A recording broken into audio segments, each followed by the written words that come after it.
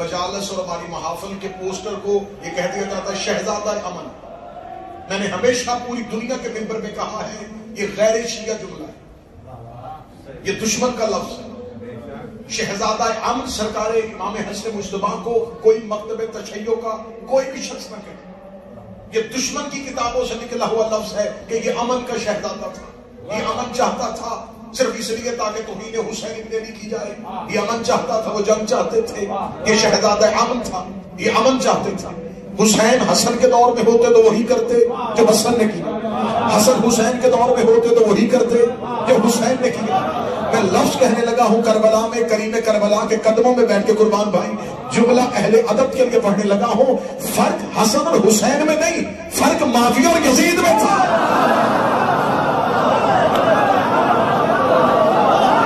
فرق حسن اور حسین میں نہیں تھا, فرق معاویہ اور یزید میں تھا. حسن اور حسین ایک ہے, معاویہ اور یزید ایک ہے. معاویہ اور یزید میں اتنا ہی فرق ہے, دونوں یزید تھے, ایک نکاح میں تھا ایک بغیر نکاح میں تھا.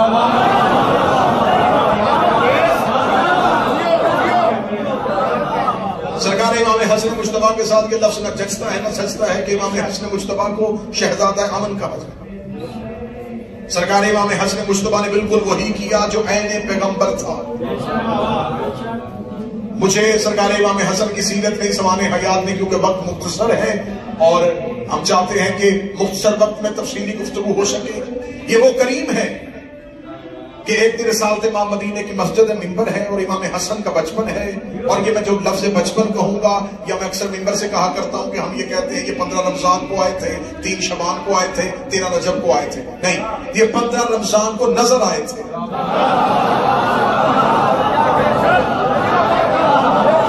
صدر پھر میں اہل ادب کے لیے جو اردو سمجھ سکتے ہیں ان کے لیے جملہ کہوں, ان کا حضور ہو چکا تھا, ظہور بعد میں ہوا تھا. آج بھی اکثر شیعہ کہہ دیتے کہ ہمارا بارواں امام غائب ہے. غائب اور ہے, غیبت اور ہے. لفظ غائب بارہویں آقا کے ساتھ جچتا ہی نہیں ہے. ہمارا امام غائب ہے. ایک شخص نے میرے چوتھے امام کے پاس جا کے کہا تھا کہ میں پوچھنے کے لیے آیا ہوں کہ آپ آل محمد علم غیب جانتے ہیں. میرے چوتھے امام نے فرمایا ہم نہیں جانتے. اس نے کہا کیا آپ علم غیب نہیں جانتے؟ امام نے فرمایا کوئی چیز ہم سے غائب ہوتی ہی نہیں. ہم ہر دور میں تھے, ہر دور میں ہیں, ہر دور میں رہیں گے. لہذا یہ لفظ امام کے ساتھ, امام زمانہ کے ساتھ یہ غائب ہے نہیں, وہ موجود ہے. میں لفظ اچھا کر کے کہنے لگا ہوں, ان کا حضور ہو چکا ہے, ظہور باقی ہے.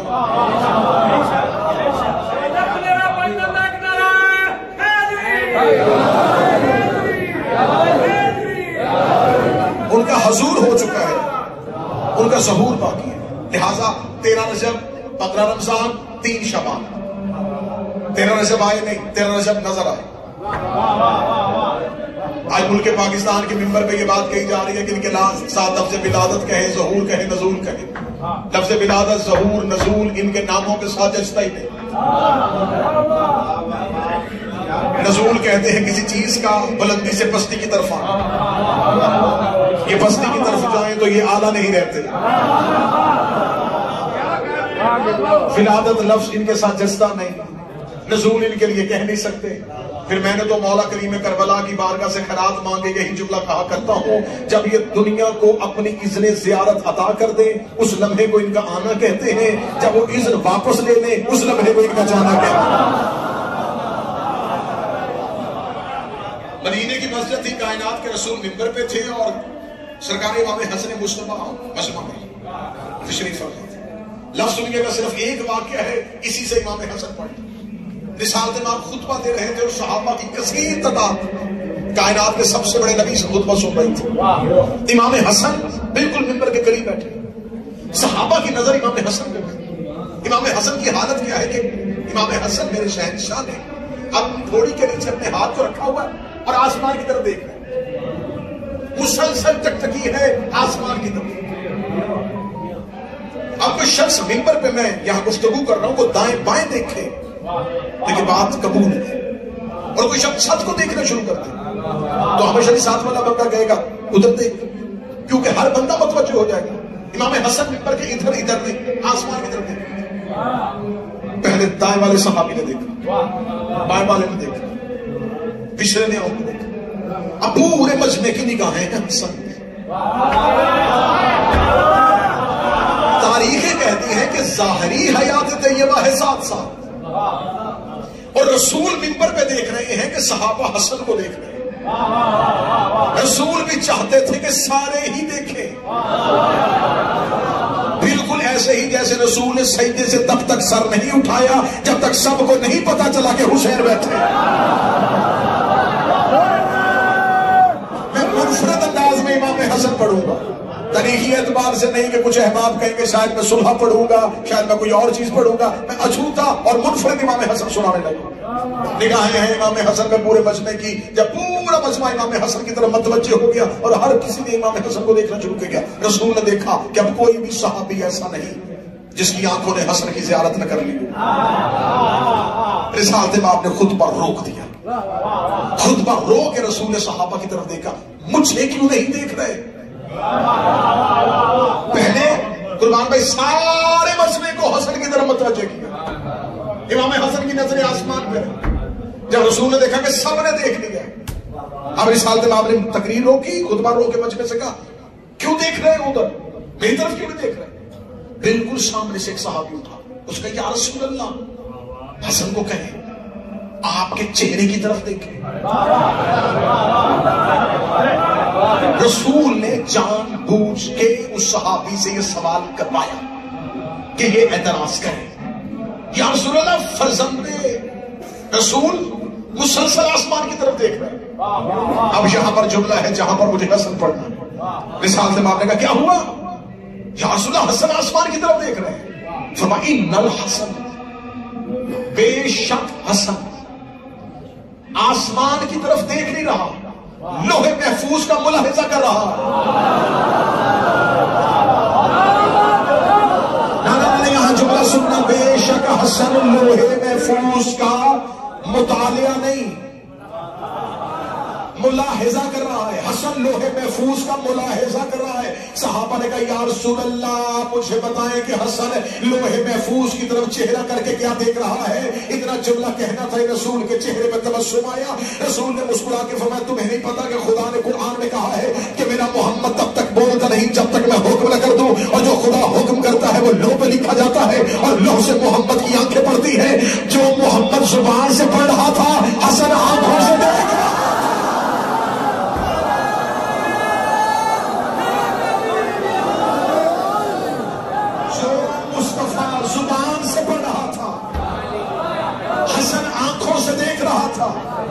جو کام نبوت کی زبان کر رہی تھی وہ امامت کی آنکھ کر رہی تھی۔ اب جب رسول نے کہہ دیا کہ میرا حسن صرف مجھے نہیں سنتا، حسن لوح محفوظ کو، متوجہ میری طرف نہیں دیکھا، تم مجھ سے سنتے ہو، حسن سیدھا لوح کو دیکھتا۔ اب یہی سے حسن سنیے گا۔ رسالت امام نے یہ حدیث کہہ دی، مجمع منتشر ہو گیا۔ چونکہ مجمع منتشر ہوا، اگلے دن چیمگوئیاں شروع ہو گئی۔ کیا ہوا کل مسجد میں؟ کہتے رسول کہہ رہے ہیں کہ حسن لوح دیکھتا ہے، حسن لوح دیکھتا ہے۔ 7 سال کا بچہ لوح کیسے دیکھتا ہے؟ حسن لوح محفوظ کا ملاحظہ کرتا ہے۔ پورے مدینے میں بات پھیل گئی۔ اگلے دن پھر مجمع، پھر منبر، پھر تقریر، پھر محمد۔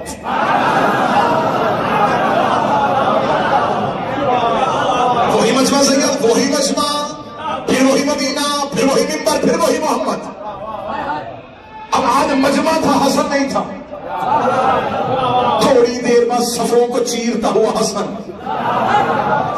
اپنے گھر سے نکلے۔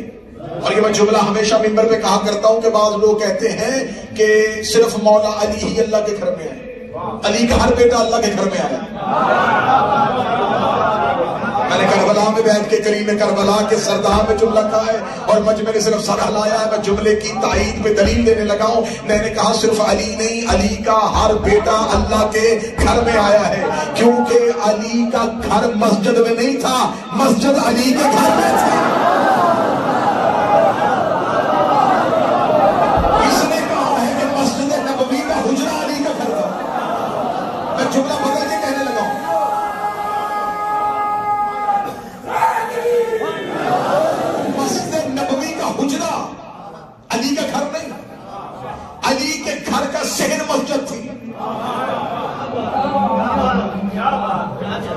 علی کے گھر کا دروازہ مسجد میں نہیں کھلتا تھا، مسجد کا دروازہ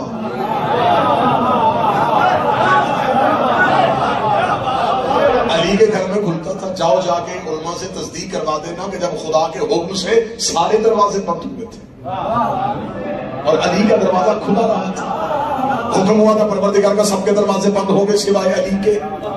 لوگوں نے آ کے اعتراض کیا تھا یا رسول اللہ اگر سب کے بند کروائے تو علی کا کیوں نہیں فرمایا؟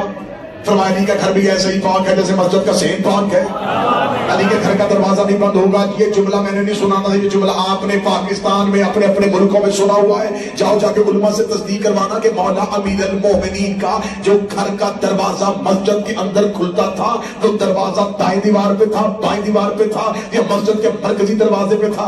مسجد کے اوپر ایک ہوتی ہے محراب، محراب میں ہوتا ہے وہ مصلی جہاں پہ کھڑا ہوتا ہے امام جماعت، جہاں پہ کھڑا ہوتا ہے پیش نماز۔ وہ محراب وہ جگہ جس کا رخ قبلہ کی طرف ہوتا ہے، محراب کے اندر تھا علی کے گھر کا دروازہ۔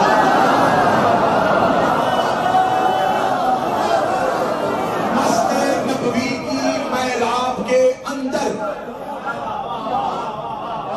صرف ہاتھ نہ ہلانا، مجھے بول کے بتانا کہ محراب کا رخ کدھر ہوتا ہے۔ کاش کوئی بندہ ہوتا جو صدر سمجھ لیتا۔ محراب کا رخ کدھر ہوتا ہے؟ رخ قبلہ، خانہ کعبہ کی طرف، قبلہ کی طرف، جدھر سجدہ ہو ادھر ہوتا ہے محراب کا رخ۔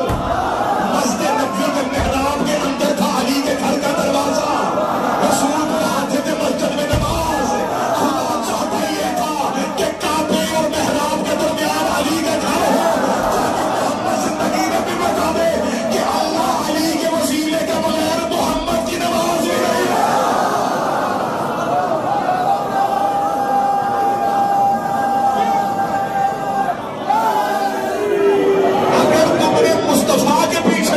پڑھی، اگر تم نے پیغمبر کے پیچھے بھی نماز پڑھی تو تمہارا قبلہ مصطفیٰ کا سجدہ ہے کعبہ کی طرف، اور کعبہ اور سجدے کے درمیان ہے علی کا گھر۔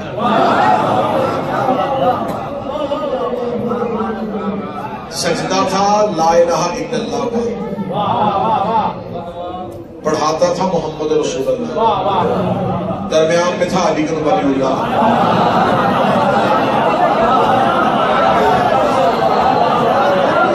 اب پھر وہی واپس آؤ، مجمع بھی وہی، شہر بھی وہی، ممبر بھی وہی، اور وہی محمد، وہی مصطفیٰ ممبر پہ، اور آج صحابہ انتظار کر رہے ہیں حسن نہیں ہے۔ تھوڑی دیر بعد دروازہ صفوں کو چیرتے ہوئے حسن ہے، اور پھر وہی اسی جگہ پہ آگے بیٹھ کے جہاں کل بیٹھے تھے۔ اب صحابہ کی نگاہیں تھی کہ آج دیکھیں گے آسمان کی طرف، کب دیکھے گا؟ جو ہی دیکھے ہم پوچھیں بتا کیا پڑھا؟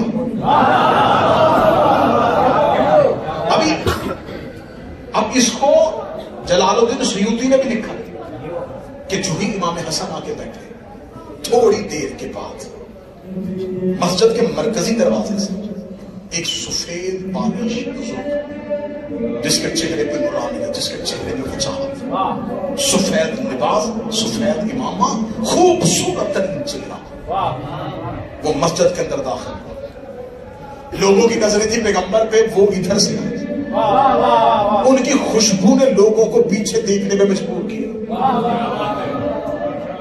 مسجد میں خوشبو ایسی پھیلی، ہر کسی نے پیچھے دیکھا، ایک انتہائی وجیح بزرگ سفید ریش چلتا ہوا، صفوں کو چیرتے ہوئے لوگوں نے احترام رستہ دیا۔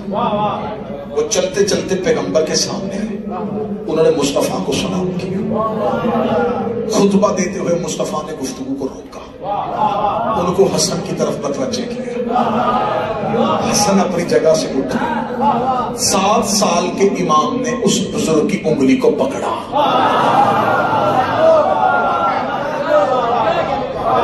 ایک ایک لفظ روک رہا ہوں تاکہ ذہن میں منظر بنے۔ اس بزرگ نے حسن کا ہاتھ نہیں پکڑا، امام حسن نے اس بزرگ سفید ریش کی انگلی کو تھاما، وہ پیچھے پیچھے حسن آ گیا، دوبارہ مسجد کی صفوں کو چیرا، مسجد کے کونے پہ لے جا کے بیٹھے۔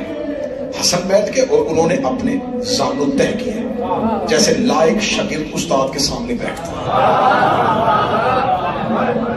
اب آج مجمع پہ نئی قیامت آ گئی کہ کل تو صرف یہ آسمان دیکھ رہا تھا. یہ بزرگ کون ہے؟ یہ شخص پہلے کبھی ہم نے مدینے میں دیکھا نہیں ہے. یہ آیا کہاں سے ہے؟ اگر آیا ہے اس نے نبی کو کہا کیا ہے؟ اگر نبی کو کچھ کہا ہے تو نبی نے امام حسن کی طرف کیوں کیا؟ اگر امام حسن کی طرف کہہ دیا تھا امام حسن اس کا ہاتھ کیوں پکڑا؟ اگر پکڑ ہی لیا تھا پھر وہاں کیوں لے گئے؟ اگر وہاں لے گئے ہیں وہ ان کے سامنے کیوں بیٹھ گئے؟ کل ایک سوال تھا آج کئی سوال ہیں. کل ایک بات ہے اسے اپنی جدی آج کئی باتیں ہیں. آخر ایک صحابی نے کہا یا رسول اللہ ہمیں آپ کا خطبہ سمجھ میں نہیں آ رہا, ہم سننا چاہتے ہیں لیکن ہمارے ذہن میں کئی سوالات ہیں جو ہماری عقل کے دروازے پہ دستک دے رہے ہیں, ہمیں بتائیں وہ شخص کون ہے؟ آپ نے حسن کی طرف کیوں بھیجا؟ فرمایا تم میرا خطبہ سنو, وہ خضر نبی ہے جو میرے پاس آیا تھا, میں نے حسن کا ہاتھ پکڑا کے بھیج دیا ہے. حسن خضر کو پڑھا رہا ہے, حسن خضر کو پڑھا رہا ہے, حسن خضر میں پڑھا رہا ہے. اسی مولا کے سردار میں قرآن اٹھا کے لے آؤ. خضر کون ہے؟ 1,24,000 پیغمبروں میں 313 رسول, 313 میں 5 اولل العزم اور 5 اولل العزم میں ایک موسیٰ پہ اوپر خدا نے توریت بھی اتاری تھی, موسیٰ پہ خدا نے صحیفے بھی اتارے, موسیٰ پہ خدا نے معجزات بھی اتارے. وہ موسیٰ جس سے پڑھتا تھا اسے خضر کہتے ہیں, وہ خضر جس سے پڑھتا تھا اسے حسن کہتے ہیں. رسول نے اپنی زندگی میں خضر کو حسن کے سامنے بٹھا کے بتایا کہ جو خضر کو پڑھاتا ہو وہ شام کے کمی سے سناتا.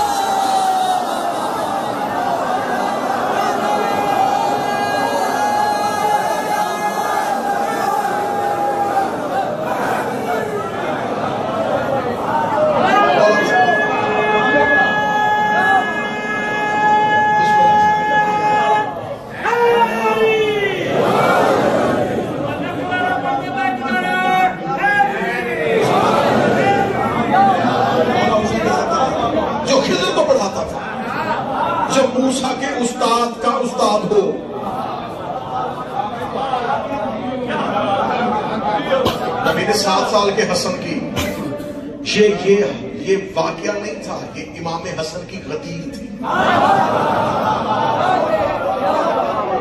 جس میں باقاعدہ امام حسن کی امامت کا اعلان ہو گیا کہ جو رسول کی زندگی میں خضر کو پڑھا رہا ہو.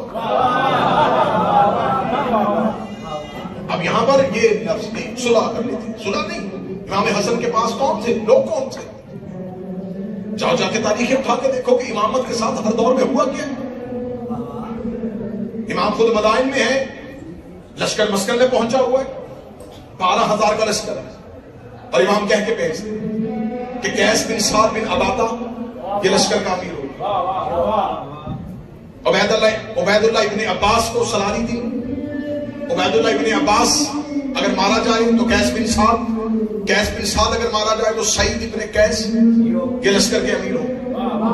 خود امام مدائن میں 12,000 کا مکمل لشکر, 10 لاکھ درہم میں فقیر شام سودا کر لیتا ہے عبید اللہ ابن عباس سے. 8,000 کا لشکر امام حسن کو چھوڑ کے شام کے لشکر میں شامل ہو جائے. پیچھے 4,000 لوگ بچے.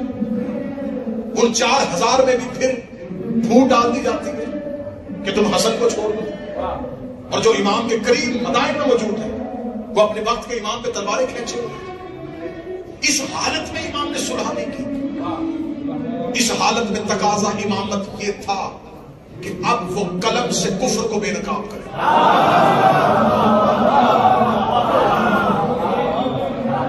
ورنہ کوئی شخص نہ کہے کہ امام حسن کو معاذ اللہ ثم معاذ اللہ شجاعت نہیں تھی, لڑنا نہیں آتا تھا, جنگ نہیں کرنی آتی تھی. کسی نے حسن کی جنگ سننی ہو تو جبل پڑے. جنگ جبل میں مکمل خطبہ ہے. میرے مولا نے محمد بن حنفیہ اپنے بیٹے کو قریب بلا کے کہا تھا, محمد پہاڑ اپنی جگہ چھوڑ دیں, تیرے پیر زمین نہ چھوڑے, اپنی کھوپڑی اللہ کی راہ میں قربان کر دیں, اپنے اوپر والے دانت نیچے والے دانتوں پہ رکھ دیں, نظر لشکر کے پہلے بندے پہ نہیں آخری پہ رکھنا. یہ ہے علی کے بیٹوں کو لڑانے کے طریقے. خطبہ مولا امیر المومنین کا نہج البلاغہ, اے محمد پہاڑ اپنی جگہ چھوڑے, تیرے پاؤں زمین نہ چھوڑے, اوپر والے دانت نیچے والے دانتوں پہ کاٹ دے، کھوپڑی اللہ کی راہ پہ قربان کر،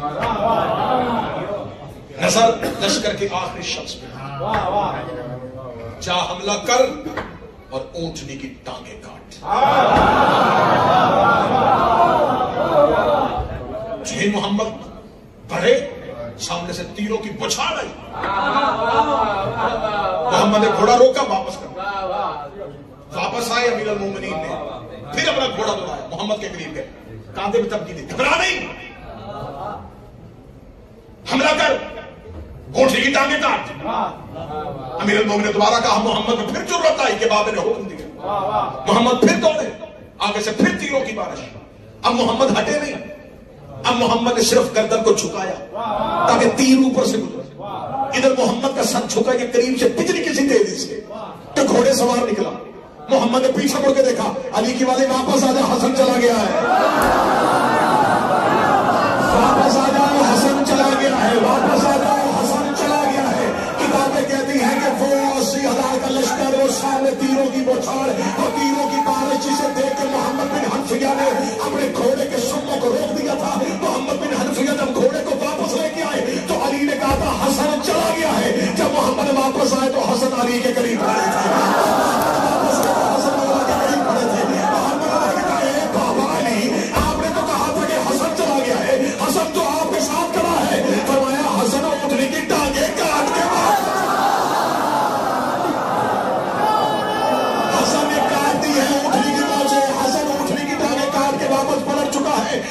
کہنا تھا یہ محمد بن حنفیہ نے گھوڑے کی زین کو چھوڑا، محمد بن حنفیہ کی پیشانی سے عرق ندامت ادھر جمل کی ریت پہ گرے، یہ علی نے ماتھا چوم کے کہا کیوں گھبراتا ہے، تیرا اس کا تکابر کیسا، تو علی کا بیٹا ہے، وہ محمد کا بیٹا ہے،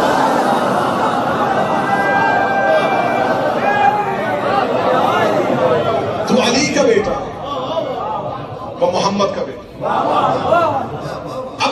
ایک تو یہ تھی کہ جو مولا نے شرائط لکھی تھی، بات ان شرطوں پہ ختم نہیں ہوئی، بس آخری جملہ کہنے لگا ہوں، ایک بار حسن دوبارہ گئے، جب اس نے بیعت کروا لی، جب اس نے بکھری ہوئی بھیڑوں کے مجمع کو اپنا لشکر سمجھ لیا، جب اس نے چیونٹیوں اور ٹڈیوں کو، یہ لہجہ میرا نہیں، یہ معصوم کا لہجہ، یہ معصوم کا لہجہ ہے کہ معصوم اپنے مخالف آنے والوں کو چیونٹیوں اور ٹڈیوں کا لشکر کہتے ہیں۔ میں جملہ کریم کربلا کے سرداب میں مولا کے قدموں میں جرت کے ساتھ کہنے لگا ہوں، جب شام کا فقیر چیونٹیوں کا حاکم بن گیا،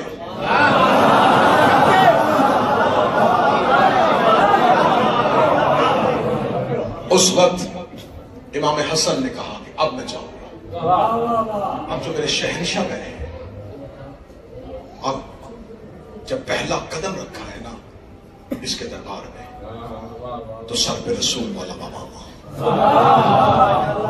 کاندھے پہ ہاشم والی جعفر، ابو طالب کی ابا، انگشتری سلیمان، عصائے موسیٰ ہاتھ، وہ جوتی محمد کی جو معراج پہ گئی تھی وہ پاؤں میں،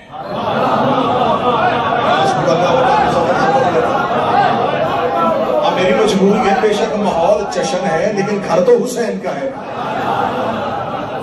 میری مجبوری ہے، بے شک جشن ہے، خوشی ہے، لیکن پہلو حسین ہے۔ مجھے بار بار لفظوں کو، خطابت کو روکنا پڑ رہا ہے، میری زبان جبریل کی طرح کام کے پیچھے رہ جاتا ہے، کچھ ایسا ادا نہ ہو جائے کیونکہ صرف مجمع نہیں سن رہا،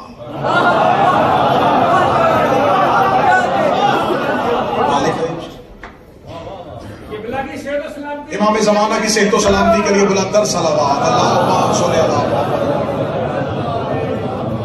میرے مولا پہنچے دربار میں، جب دربار میں پہنچے، اب دربار دشمن کا، لشکر اس کا، لوگ اس کے، خوشامدی مجمع،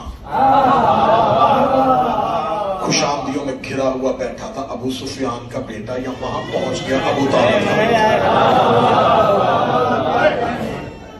جملہ تبدیل کر دیتا ہوں، کریم کربلا کی نگری میں جملہ لفظ اچھا کر کے کہتے ہیں، لکڑیوں کے ڈھیر پہ بیٹھا ہوا تھا جگر خار کا بیٹا، یہ دربار میں پہنچ گیا ملکہ تطہیر کا بیٹا۔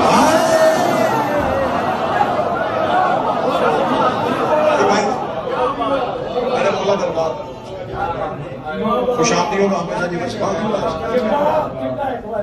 خوش آمدیوں کا مجمع، لکڑیوں کے ڈھیر پہ بیٹھا تھا جگر خار کا بیٹا، دربار میں پہنچ گیا ملکہ تطہیر کا بیٹا۔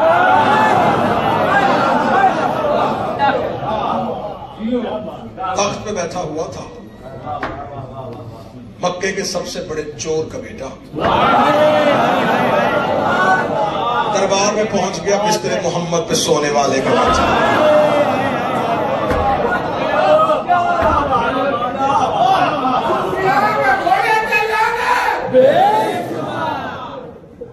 امیر امیر امیر امیر ہے تو پھر یا علی یا علی کے بیٹے، میرے شہنشاہ دربار میں پہنچے، خوش آمدیوں کا مجمع تھا، اس نے کہا کہ میں علی کے بیٹے کو اس کی تنہائی کا احساس دلواؤں۔ اس نے اپنے خوش آمدی قصیدہ خوان کھڑے کیے، اٹھو حسن آئے ہیں بتاؤ میں کون۔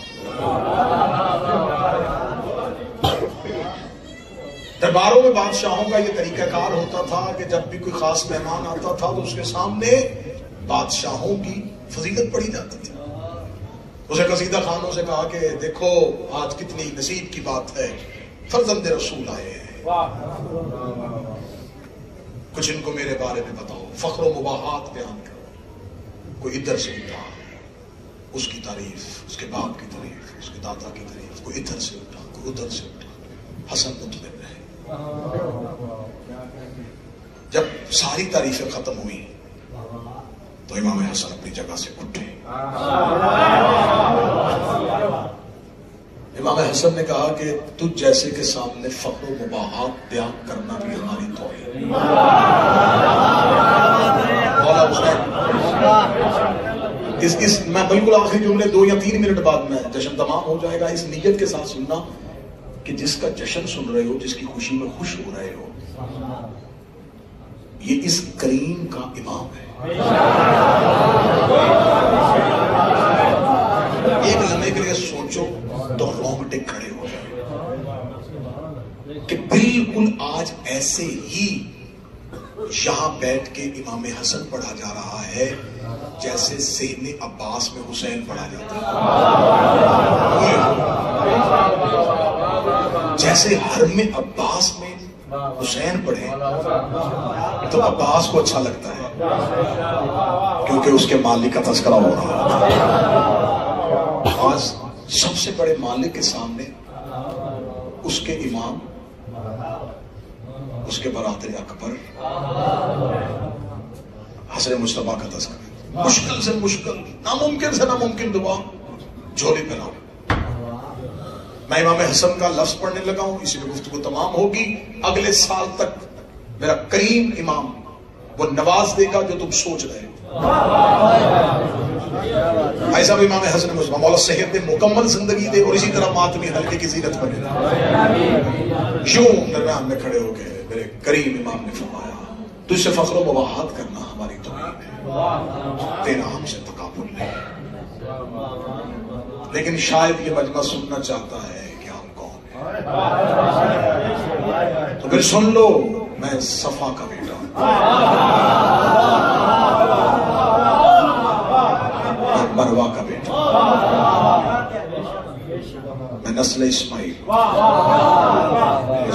اب دیکھیں ہمیشہ شاعر کا، خطیب کا، ذاکر کا گفتگو اور علم الکلام کا اصول یہ ہے کہ کلام کو نیچے سے شروع کریں اوپر تک لے کے جائیں۔ اب مجمع کوئی عارفین کا ہوتا تو حسن تعارف عرش سے شروع کرتے ہیں، تعارف عرش سے شروع کرتے ہیں۔ مجمع شام کے بدماشوں کا، بدکماشوں کا، بھیڑ بکریاں چرانے والوں کا، جن کے لیے سب سے افضل چیز خانہ کعبہ ہی تھی، امام حسن ان کے سامنے کہا میں صفا کا بیٹا ہوں، میں مروہ کا بیٹا ہوں. وہ جو جس کے قدموں کے نشان چومنے کے لیے جس پتھر کو چومتے ہیں میں اس کی نسل ہوں، ذریت ابراہیم، میں شجرہ طیبہ کا سبب، میں دانہ السبل ہوں، میں مولا کل ہوں. کل ہو اللہ احد میں ہمارا قصیدہ ہے.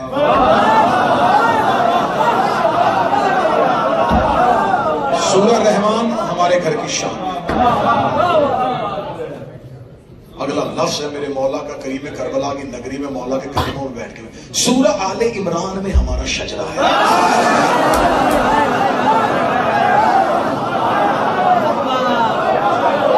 انا انزلنا میری ماں کا تعارف ہے.